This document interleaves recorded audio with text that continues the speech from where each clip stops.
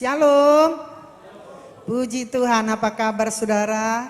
Puji Tuhan. Di sepanjang bulan ini kita telah mendengarkan kebenaran firman Tuhan tentang Roh Kudus. Puji Tuhan. Dan pagi ini kita akan bersama-sama merenungkan kebenaran firman Tuhan, pekerjaan Roh Kudus dalam hidup setiap orang percaya. Kita baca sama-sama. 1, 2, 3. Pekerjaan Roh Kudus dalam hidup setiap orang percaya, dalam hidup kami. Pekerjaan Roh Kudus itu dalam Alkitab saudara, dan kita sudah mendengarkannya dijelaskan begitu jelas, begitu baik di sepanjang bulan yang sudah kita lalui. Memberitahukan kepada kita bahwa begitu banyak pekerjaan Roh Kudus dalam hidup orang percaya. Antara lain menghibur. Roh Kudus itu menghiburkan hati yang susah. Katakan amin. Pekerjaan Roh Kudus itu menguatkan yang lemah. Siapa yang pernah lemah? Roh Kudus datang menguatkan kita. Amin. Jadi Roh Kudus juga bekerja untuk menyertai kita. Jadi jangan pernah merasa sendiri. Kita ada penolong yang setia menyertai kita dimanapun kita berada. Roh Kudus juga memimpin kita. Harus siap dipimpin Roh Kudus. Jangan pimpin dirimu sendiri dengan kekuatanmu, tapi minta Roh Kudus memimpin kita setiap waktu. Roh Kudus menolong kita. Roh Kudus nganti kaulo sesarengan. Jangan pernah berjalan sendiri, minta pertolongan sama Roh Kudus. Dan Roh Kudus juga menyegarkan jiwa kita, ya, menyegarkan hidup kita. Maka sungguh-sungguh sangat besar peranan Roh Kudus dalam hidup kami. Jangan pernah berhenti meminta Roh Kudus selalu memimpin kita, memenuhi kehidupan kita. Pagi ini kita akan melihat, kita akan mempelajari pekerjaan Roh Kudus bagi setiap kita. Yang belum dibahas tapi sudah mungkin sering kita baca. Yang pertama, Roh Kudus itu memberi hidup. Katakan amin. Roh Kudus memberi hidup. Dalam Roma 8 ayat yang kedua, Roh yang memberi hidup telah memerdekakan kamu dalam Kristus dari hukum dosa dan hukum maut. Roh Kudus itu memberikan kehidupan kepada setiap anak-anak Tuhan. Roh Kudus itu yang sungguh-sungguh memerdekakan kita. Saudara-saudara, dari segala hukum dosa, dari segala hukum maut. Upah dosa adalah maut. Maut itu adalah kematian. Tapi Roh Kudus memberi hidup di dalam hidup kami sekalian. Yehezkiel 37 ayat 14. Aku akan memberikan Rohku ke dalammu sehingga kamu hidup kembali. Katakan amin. Ke dalammu. Mana dalammu saudara? Tunjuk dulu hatimu. Roh Kudus memberikan roh ke dalammu, ke dalam kita masing-masing. Maka setiap waktu jaga. Maka dikatakan, ada ayat yang mengatakan tubuhmu adalah bait Roh Kudus. Jaga itu roh. Itu pemberian bagi kita semua. Yohanes pasal yang ke-6 ayat 63. Rohlah yang memberi hidup, daging sama sekali tidak berguna. Roh yang memberi hidup saudara. Kita sangat memerlukan roh itu. Roh yang memberi hidup bagi kami. Supaya hidup kami ini lebih nyata lagi. Ada kehidupan yang sesungguhnya. Kalau orang sudah hidup saudara, sudah bereslah semua. Tapi kalau orang sudah tidak hidup lagi, tidak ada nyawa lagi di situ, tidak ada napas lagi di situ, tidak akan bisa berbuat apa-apa, tidak bergerak. Bayangkan kalau iman kita tidak hidup, saudara, tidak dapat berbuat apa-apa, maka kita butuh Roh Kudus. Amin. Undang Roh Kudus setiap waktu. Kalau kita belum dipenuhi Roh Kudus, katakan, ini aku Tuhan, penuhi aku dengan Roh-Mu, aku memerlukan Engkau. Biarlah itu menjadi kehausan, kerinduan kita. Selama bulan ini kami berdua berdoa, Tuhan beri kehausan bagi kami, seluruh umat-Mu. Jamah mereka Tuhan, supaya tidak hanya kebiasaan mendengar Roh Kudus, tapi benar-benar dihidupi, benar-benar merasa butuh kami pimpinan Roh itu. Luar biasa Roh itu, saudara. Di Yehezkiel 47 ayat 9. Sehingga kemana saja sungai itu mengalir, segala makhluk hidup yang berkeriapan di sana akan hidup. Ikan-ikan akan menjadi sangat banyak, sebab kemana saja air itu sampai, air laut di situ menjadi tawar. Dan kemana saja sungai itu mengalir, semuanya di sana hidup. Ini adalah gambaran Roh Kudus. Kemana saja Roh itu, saudara, mengalir, memenuhi seseorang, maka mereka akan hidup. Kesehatannya hidup, ekonominya hidup, damai sejahteranya hidup, kasihnya hidup. Amin. Ini yang pertama, saudara, pekerjaan Roh Kudus itu bagi kita. Dia memberi kehidupan. Maka kalau seseorang selalu berkata, matilah aku, ya, sepertinya tidak ada semangat lagi untuk bekerja, nggak ada semangat lagi untuk melangkah. Hati-hati, saudara. Cepat-cepat lipat kaki, datang Roh Kudus, berikan aku kehidupan itu. Mau beribadah rasanya bosan, mau berdoa rasanya nggak ada kekuatan, mau baca Alkitab rasanya wes koyo ora butuh. Sedang sakit keras rohanimu, saudara. Mungkin sudah di ICU seharusnya. Minta Roh Kudus memenuhi kita. Kita perlu Roh itu. Roh yang membawa kehidupan. Yang kedua, Roh Kudus bekerja untuk membaharui kehidupan kami, saudara.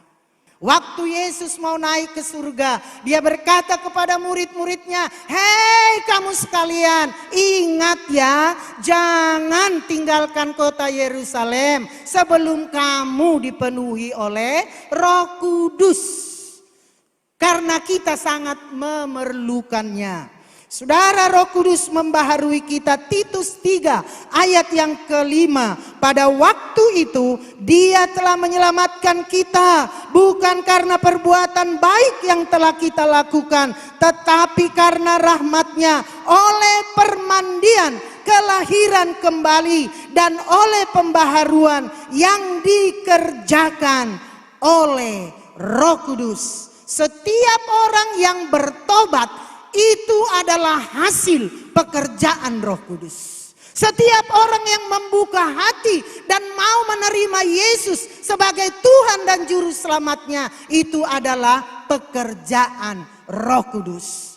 Maka ketika kita berdoa, katakan, baharui aku, penuhi aku Roh Kudus.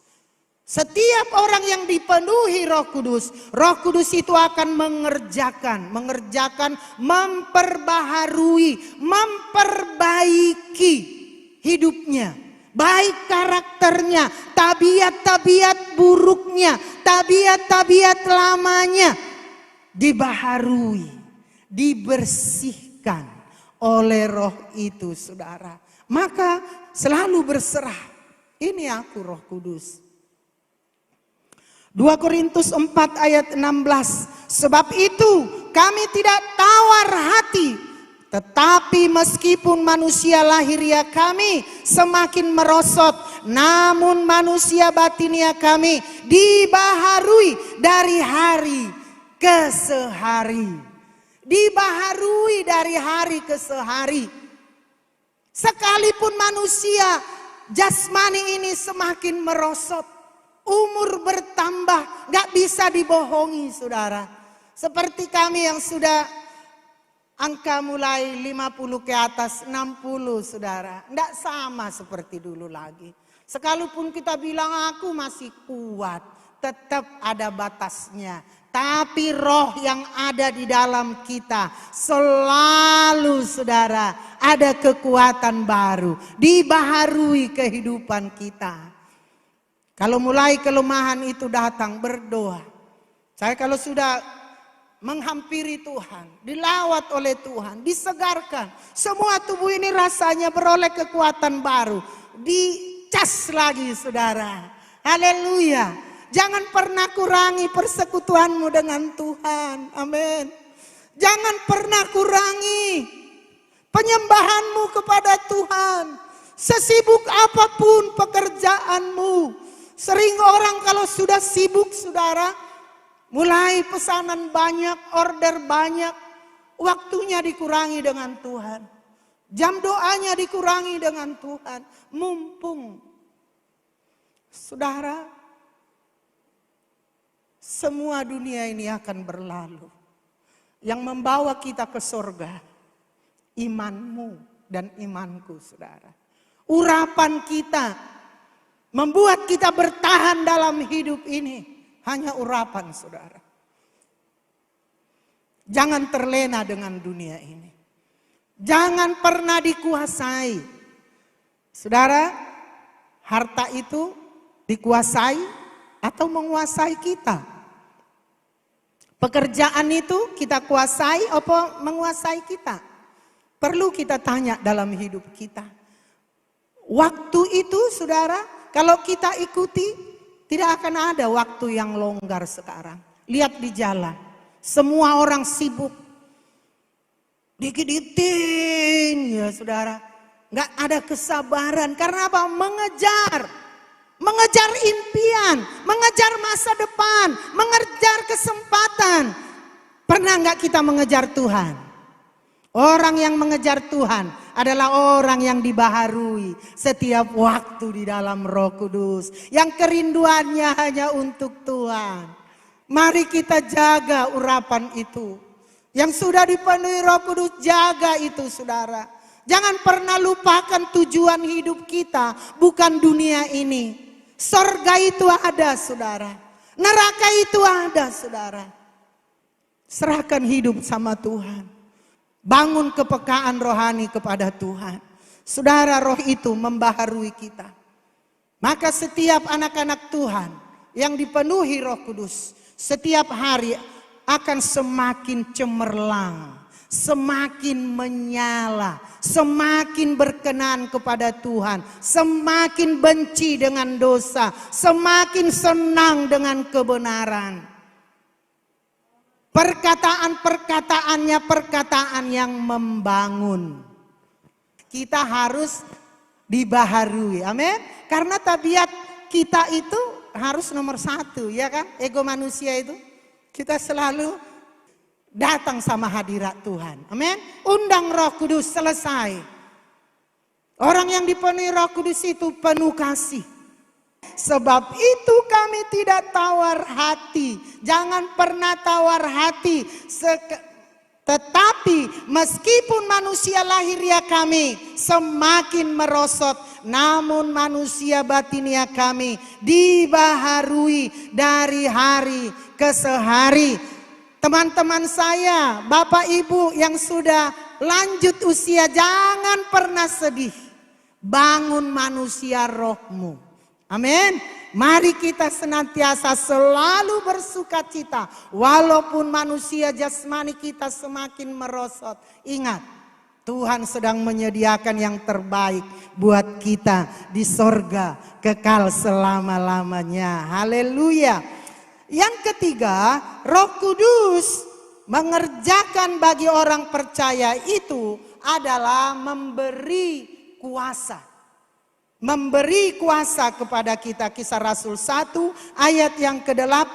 Tetapi kamu akan menerima kuasa kalau Roh Kudus turun ke atas kamu. Dan kamu adalah saksiku di Yerusalem, di seluruh Yudea dan Samaria, dan sampai ke ujung bumi. Jadi Roh Kudus itu memberi kuasa. Kuasa itu kekuatan. Kuasa itu otoritas. Kita terima itu dari Tuhan.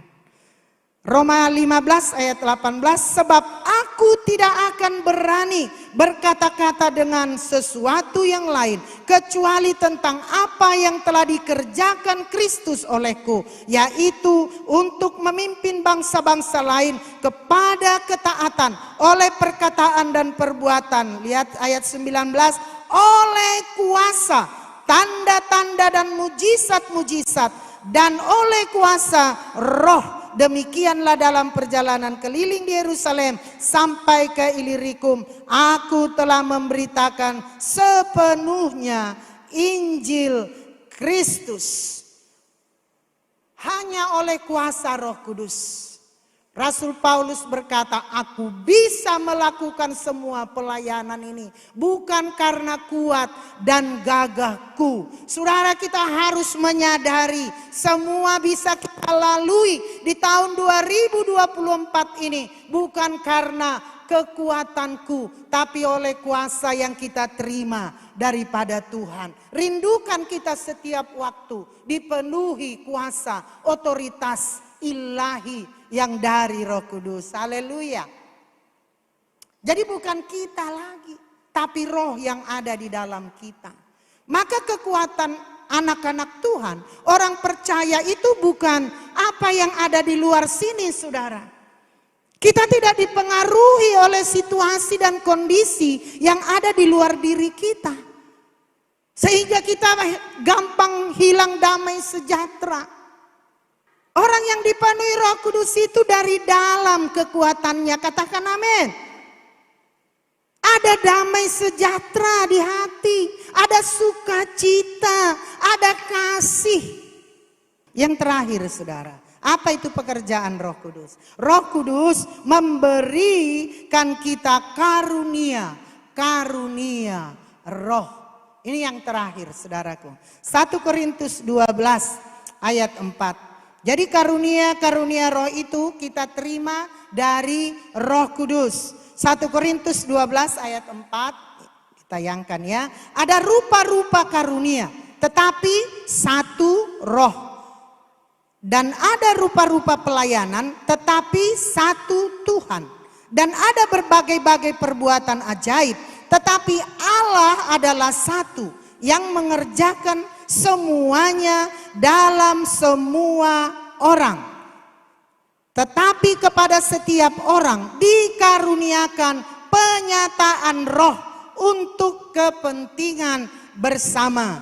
Sebab kepada yang seorang Roh memberikan karunia untuk berkata-kata dengan hikmat, dan kepada yang lain Roh yang sama memberikan karunia berkata-kata kepada pengetahuan. Kepada yang seorang Roh yang sama memberikan iman, dan kepada yang lain Ia memberikan karunia untuk menyembuhkan. Kepada yang seorang Roh memberikan kuasa untuk mengadakan mujizat, dan kepada yang lain Ia memberikan karunia untuk bernubuat, dan kepada yang lain lagi Ia memberikan karunia untuk membedakan bermacam-macam roh.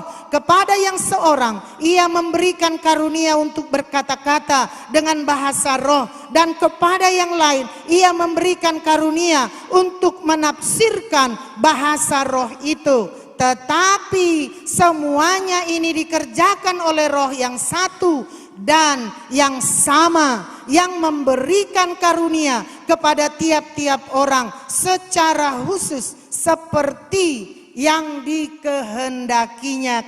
Jadi Roh Kudus memberikan karunia-karunia Rohnya kepada seluruh umat Tuhan. Untuk apa, saudara? Dikatakan ayat 7 tadi, untuk kepentingan bersama. Untuk kepentingan kita bersama. Diberikan karunia Roh kepada seluruh jemaat. Karunia-karunia itu berbeda-beda sesuai dengan yang dikehendaki oleh Tuhan. Dikatakan, tetapi kepada tiap-tiap orang diberi pernyataan roh untuk kepentingan bersama. Tiap-tiap orang diberi kepada orang berbeda, diberi kepada satu orang berbeda, tapi tujuannya untuk kepentingan bersama, untuk membangun jemaat Tuhan. Apa saja saudara yang diberikan karunia-karunia roh itu kepada seorang, Tuhan memberikan, yaitu berkata-kata dengan hikmat. Yang seorang diberikan berkata-kata dengan hikmat. Apa itu berkata-kata dengan hikmat? Berkata-kata yang penuh bijaksana. Ada di antara jemaat yang diberi Tuhan karunia hikmat, karunia menasehati. Kalau dia menasehati, orang langsung nggih, matur nuwun. Ada di sana otoritas dari karunia roh itu. Yang lain lagi diberikan berkata-kata dengan pengetahuan. Jadi ada yang berhikmat menasehati, ya, ada juga yang diberikan berkata-kata dengan pengetahuan. Pengetahuan ini pintar mengajar, pintar mendidik. Ada diberikan kepada jemaat, enggak semua saudara. Untuk apa? Untuk kepentingan bersama. Ada juga yang diberikan karunia iman, memberikan iman kepada yang lain.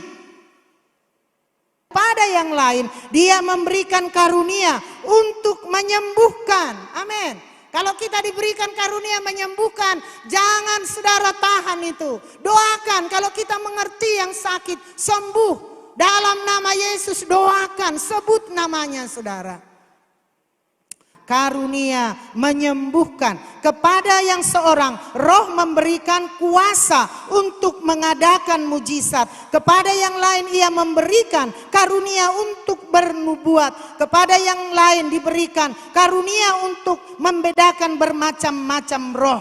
Dan kepada yang lain dia memberikan karunia untuk berbahasa roh, dan kepada yang lain diberikan karunia menafsirkan bahasa roh. Tetapi semuanya ini dikerjakan oleh roh yang satu dan yang sama, yang memberikan karunia kepada tiap-tiap orang secara khusus.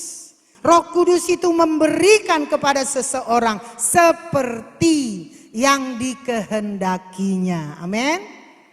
Jadi mari kita saudara-saudara semua mensyukuri kalau kami dipenuhi Roh Kudus, dan jaga itu. Roh itu saudara harus kita jaga. Karena misalnya kalau hati kita masuk sesuatu yang kotor, yang tidak sesuai dengan kerinduan Roh Kudus, roh itu nanti akan pergi saudara, meninggalkan kita. Namanya aja Roh Kudus. Maka jaga tubuhmu harus kudus. Jaga hati harus kudus. Jaga pikiran harus kudus. Tuhan memberkati. Amin.